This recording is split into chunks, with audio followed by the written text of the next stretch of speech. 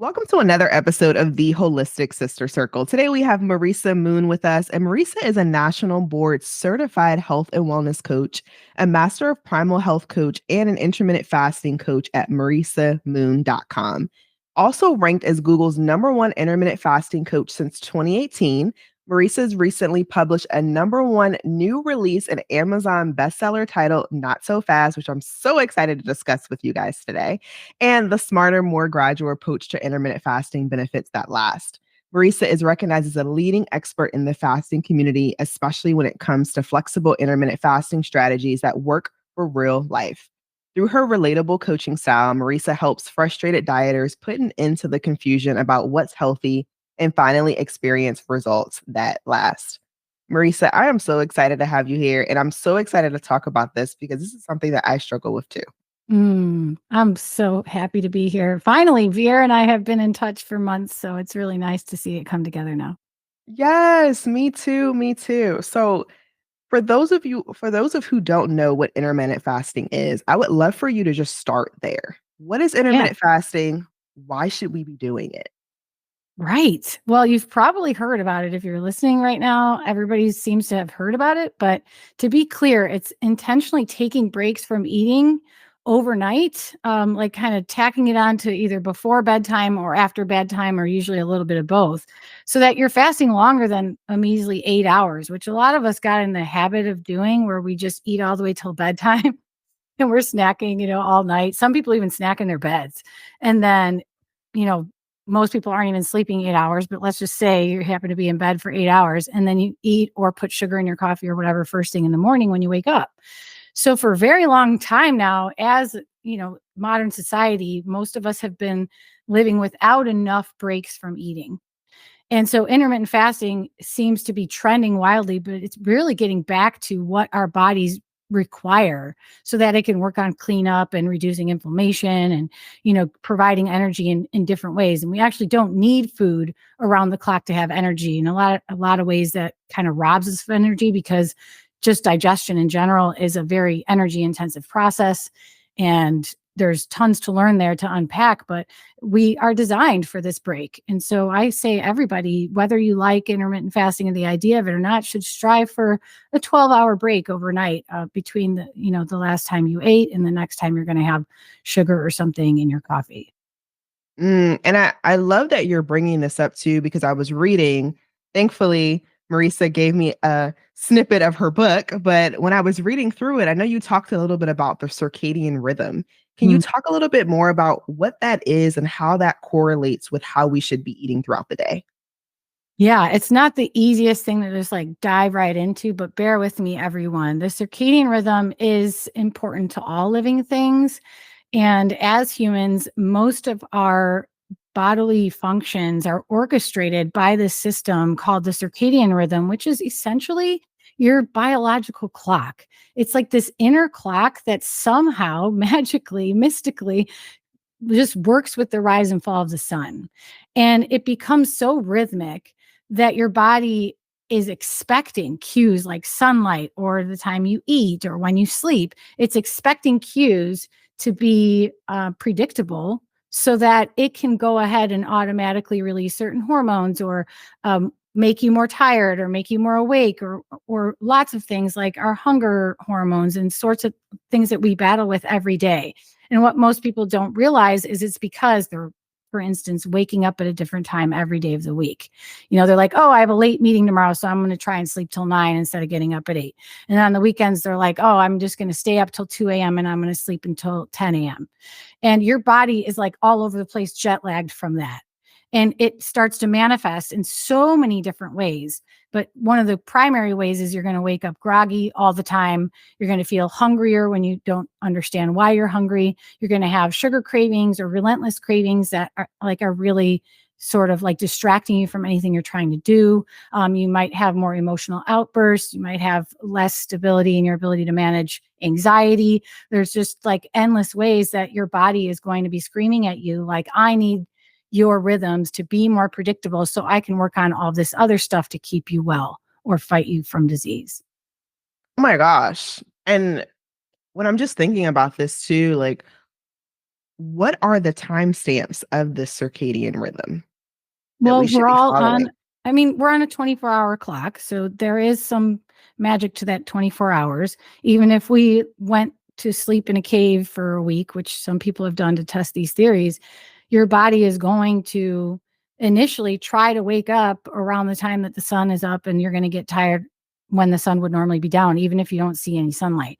But after a few days of that deprivation and having no access to light or exposure to light, everything's going to change, and over time it will start to malfunction. And so now when we see in our day-to-day lives, we're indoors most of the time, or we have artificial man-made light sources instead of sunlight. We at night we have a lot of bright lights in our house instead of firelight, for instance, which our ancestors would have been mostly exposed to at night. They didn't even have electricity for most of human existence. And all these things start to compound as stressors for your body's system. And so we end up feeling like we can't predict when we're going to have energy or when we're going to be hungry, or why do these things keep happening to me, or why do I feel like crap even though my doctor says all my results are fine. The circadian rhythm is kind of at the core of how everything is orchestrated in your body. And so it's just one of the foundational things that we need to address. And that usually starts with sleep. Okay.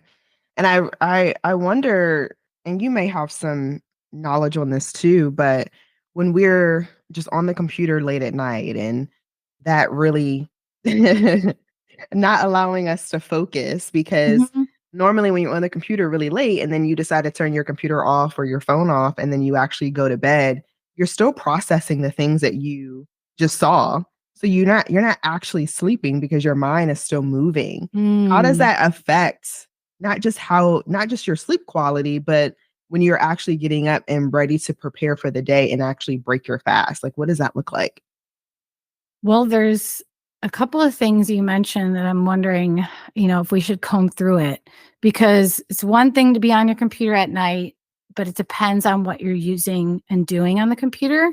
And then it also depends on your relationship to falling asleep. If you have anxiety, ruminating thoughts, circadian rhythm disruption, which means your body can't predict when you need melatonin. There's lots of things that can interfere with that. But if we start with this concept of being on the laptop or watching a tablet or a computer screen, a TV screen, all the way till we go to bed, some people have a TV in their room. There's one element you hear a lot nowadays, which is the blue light. So the screens, the LED screens of all sorts, especially a lot of our light bulbs now are LED too. Those are providing a spectrum of light that is very stimulating to the brain and the nervous system. And it's mimicking rays of sunlight that are only out in the prime parts of the day when the sun is at its peak. And so you're kind of telling your body like it's more of a daytime where you need to be stimulated. So that's one problem. But if we forget about the blue lights thing, and let's say you have something like F-Lux or you're wearing red glasses, a lot of people are trying to take steps to minimize the blue light exposure. The other issue with it is if it's something stimulating. So most of the time, if somebody's watching something or on their computer, it's either because they have to get something done, like you're on your computer working, or you're inspired to do something and you just can't hold back and you just do it. Like that could even be impulsive, like checking TikTok or on Instagram. You're just, you have dopamine, meaning like the neurological motivation to pursue something. And so you can't help it. You just grab your phone and you're scrolling in bed. But there's also engaging conversations. You could be texting your boyfriend while he's at work, or you could be talking to a good friend about what happened this day. And that can be very stimulating. So anything that's stimulating, either by causing you to ruminate or think a lot about the conversation, like you were sort of alluding to, and then anything that's stimulating, like it gets you emotional or it makes you stressed or it gives you anxiety. All of those things are definitely going to interfere with your ability to fall asleep. And they're also going to have an impact on all sorts of things related to your metabolism, like your insulin sensitivity, your glucose sensitivity, and how your appetite is in the morning. You might not normally be hungry in the morning, but you find out that next morning you're very hungry and you don't know why. And so it really does start with the evening routine, but it's not sexy. And a lot of people don't want to do anything to change that. Oh, the evening routine. What does your evening routine look like? Help us out, Marisa. Well, I will say this. Okay. I come and go with my evening routine like the seasons because it depends what else is going on. What do I have on my plate? When I'm highly stressed, all of this stuff matters tremendously. But when I'm laid back and I don't have too many big projects on my plate and I feel like I'm managing everything comfortably, I can let things fall. I can just go upstairs, wash my face, brush my teeth, and go lie down in bed. My routine that is always there is those things I just mentioned, and then putting a sleep mask on and earplugs. So that alone is big for a lot of people. Like that can just be the needle mover right there. The eye mask sounds weird or feels weird at first. If you don't use a sleep mask, it might sound silly, but there is really no match for that. The ability to sort of back out anything you see, which you can't do with blackout curtains because you probably have a little light on your, clock or your aroma diffuser or all sorts of little things have LED lights that you can see. And when your brain is ruminating and keeping you up like an insomnia, that light is going to be extremely distracting. So any movement in your bedroom and your environment is going to be distracting. And putting putting the eye mask on over your eyes is kind of like metaphorical for pulling the shades down, telling your brain it's time to sleep. So it's like a ritual that you are engaging in every night where you pull the mask down and say it's time to go to sleep. And it's the same thing with earplugs. Too many people suffer from insufficient sleep, chronically insufficient sleep, because of a partner or children or dog or neighbors or fill in the blank noises in their environment. Now, there are other workarounds for that, like running a fan or playing rain on a, soothing nature soundscape playlist, or a fireplace playlist on YouTube, or all sorts of background sounds and white noise machines and things can be used instead of earplugs. But if you can do it and you're not like afraid, some people say they're afraid their kid's going to need them or they're not going to hear something. I understand, but in our house, we are very happy to wear earplugs and we sleep so much better because of it. This is such a great topic, and I love that we're discussing this because I don't think people really understand like what are some of the things that they can do, just practical steps, just to make sure that their quality of sleep is even better. Mhm. Now, this also goes into just intermittent fasting as a whole as well, because once you get your sleep down, I've learned that there are some people who talk about intermittent fasting during the day, and there's others that talk about it at night. Right. And I know you talk a lot about it at night. Can you share a little bit more about the differences between the two and why you recommend doing this at night when you're sleeping, when your body is the most relaxed?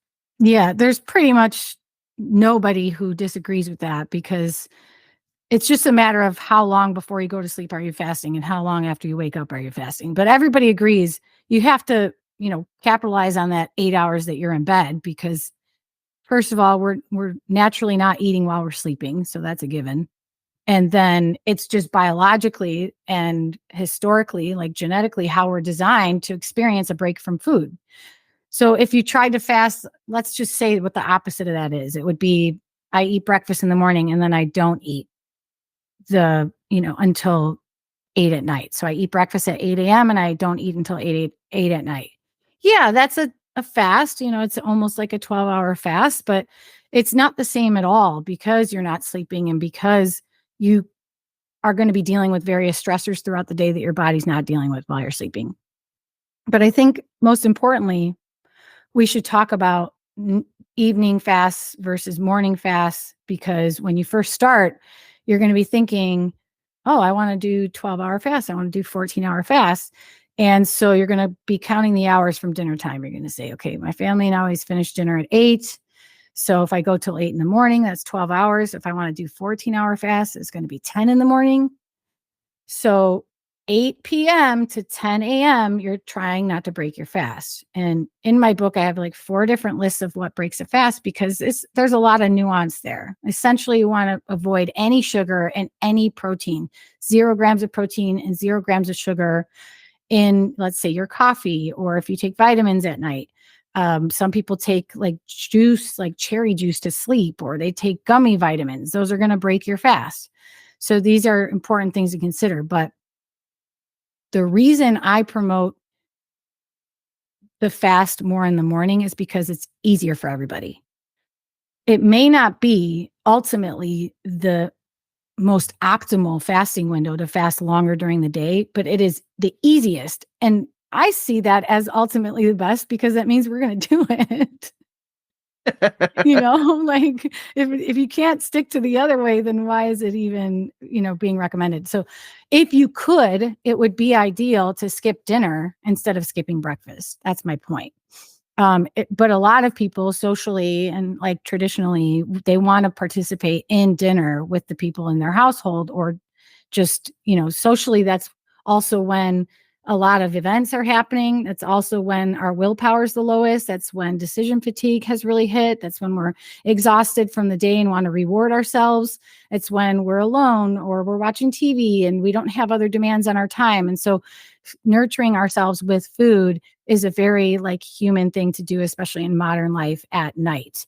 But our circadian rhythm automatically makes it so that our hunger hormones are the lowest in the morning and the highest at night. So that's another reason you're just naturally going to be hungrier at night. So skipping dinner is more challenging. And you're naturally going to be less hungry in the morning because of this biological clock. And so that just makes it easier. You also have places to be, things to do, meetings to be at. And so not eating can actually be quite easy in the morning once you've trained your body for it. And it makes us more productive at work oftentimes too, which is one of the reasons I started doing it to begin with. This is actually really interesting. And just to give you a little story. So over these last couple of weeks, my goal has been to increase my protein intake. I want to build muscle. I've been doing yoga for almost a year now, and I'm like, ugh, I've lost all of the goodness, the physique of me. So, for me, I'm like, okay, I want to be able to build muscle. I want to add more protein to my diet. Now, doing this, I'm also working with a trainer. And with my trainer, we're working in the mornings. And she's like, you want to make sure that you eat, a certain amount of protein in the morning before you actually come to our sessions. But because I've trained my body for so long to not eat in the mornings, it is so hard. It's the most difficult thing I probably have Mhm. done in the last couple of years. Mhm. And I also noticed that when I do eat protein right before a workout, it's almost as if the protein is not truly digesting. Like, it's almost like Oh it's just yeah, sitting there, it right? is. So it makes me feel very uncomfortable. Mhm. So You don't wanna eat right before a workout. That's like an old school, misconception that we all had, like that you need a pre-workout shake or you need to eat before you work out. But ideally, you would not eat within 2 hours of the onset of your exercise, because Mhm. what you're feeling and describing is true. Like your system is demanding digestion. The digestive system involves 9 different organs. There's a lot of, energy demands in the body during that time. But exercise demands blood flow, energy, and resources to your muscles, to your joints. And so we're really like competing for resources there. And so your body's going to prioritize the demands that are immediate, which is to, make your muscles have energy to meet that workout. And so your digestion is going to stall and you're going to feel yucky, and you can feel like the food's still there. And that's obviously not ideal for your GI health and everything. So, anyways, you were describing that because you also are having trouble eating in the morning. Do you mind if I ask what time of day you typically work out? Yeah, so this is new for me because normally when I would do yoga, of course, it's in the evenings around like 7 or 8. But with this new transition, I am working out at 7:30. So 7:30 in the morning, Oh, Tuesday, okay. Wednesdays, and Fridays. And your personal trainer is telling you that you need to eat before 7:30 in the morning? Yes. Okay. So I would challenge what they're saying to ask if you eat a high protein dinner and you refuel with protein within 2 hours of finishing your workout, would that suffice? And are they, open to you experimenting with that. I mean, it's not like you need their permission. They're not your doctor, but I'm just saying, like, I am confident. I've coached so many people with a fitness nutrition specialist in our group weight loss program. And even our runners, they just needed to properly fuel for dinner if they want to have a great morning workout. But for athletic, weightlifting or anything that you might be doing to build muscle, usually it's just about, did you have enough protein the day prior? And do you replenish the protein after the workout within a 2-hour window? That's the Mm, most important time. If you felt like you couldn't meet the demands of your workout, you might add creatine to your coffee or tea in the morning, or you can just mix creatine with water. It's flavorless. But that's something that's shown to give certain people like a boost in cellular energy to meet the demands of the workout. But nutritionally, you should have everything that you need from the last meal you ate the day prior if you're working out as early as 7:30 a.m. okay. This is super helpful because I know a lot of our listeners too, they're in the same boat. They may not necessarily be working with a trainer, but they're working out, especially in the mornings. And maybe they do believe that they need to eat before they work out. And there's someone like me where I'm like, this is not working. Unless you are under eating like the whole day before, or just in general, like you're someone who under eats, you will benefit far more from doing that morning workout in a fasted state than you will having some pre-workout drink or something that's going to break your fast, because both fasting and exercise fall into this category known as hormetic stressors. And so they induce this, cascade of events known as hormesis, which is essentially a stressor that is just the right amount of stress or challenge to the body for just the right amount of time, not too long, that the body learns from it and adapts to be stronger or smarter or better, to be more resilient to the challenge in the future. And so when you exercise in a fasted state, not only are you amplifying the effects of the fast, like meaning you're creating more metabolic efficiency and you're teaching your cells how to recycle cellular parts to make more energy for your cells, like autophagy is big in the fasting community. That's amplified when you exercise in a fasted state. And then on top of it, the exercise is amplified. So you're going to get more bang for your buck. That 20-minute workout could be more like a 40-minute workout just because you did it in a fasted state. And then the most important thing, because you're trying to build muscle especially, is to eat within 2 hours post-workout, because all of that protein and carbs from your post-workout meal is going to be like readily utilized to repair the muscle tissues and things that you have challenged, and give your body the reassurance it needs that you are properly nourished so that you can grow muscles. This is super helpful. Thank you so much. This has been such a great opportunity just to learn more about just intermittent fasting and what it actually looks like when you're doing it regarding sleep. And then, of course, when you're working out. So, Marisa, I'm so You're grateful that welcome. we've had this conversation. Now, for those who just want to learn a little bit more, they want to know more about Not So Fast, they want to know how to connect with you. What does that process look like? Thanks. Well, Not So Fast is available on Amazon in print and Kindle. And because it's not a Kindle Unlimited book, I just want to mention that you can only purchase the Kindle version when you use your browser. You can't use the Amazon app. So that's just like a little thing I like to mention, because people are like, how come I don't see it on Kindle? It's because you're using the app. But anyways, I'm very proud to present that book because it's really a system of all of these years I've taught this program, my reset method for intermittent fasting, to train anyone how to effortlessly begin fasting and really start to identify your unique needs with fast so that you can adapt it to fit your life and turn it into something you really enjoy and want to stick with. And so besides the book, you can get the free reset manual that I've been giving away free for years. It's kind of like the backbone of this book. So that can get you started to learn, is this for me? Do I like Marisa's way of teaching, et cetera?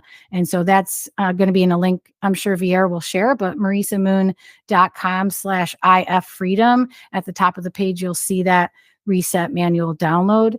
And I'm on Instagram at Marisa_Moon_. And anybody can get 30-minute coaching calls for me at an affordable price on my website, marisamoon.com. So hope that is getting you on your way. I love it. Well, thank you so much for your time, Marisa. It's been a pleasure. Anytime. Thanks, Pierre. Queen, thank you so much for tuning in. It truly warms our heart that you're taking the time out of your day to connect with us. If you'd like to connect with our guests further, you can find their information located in the description section of this episode. And if you found this episode helpful, share with another queen. And don't forget to connect with the Holistic Sister Circle on Instagram and Facebook. And until next week, stay blessed. Mwah.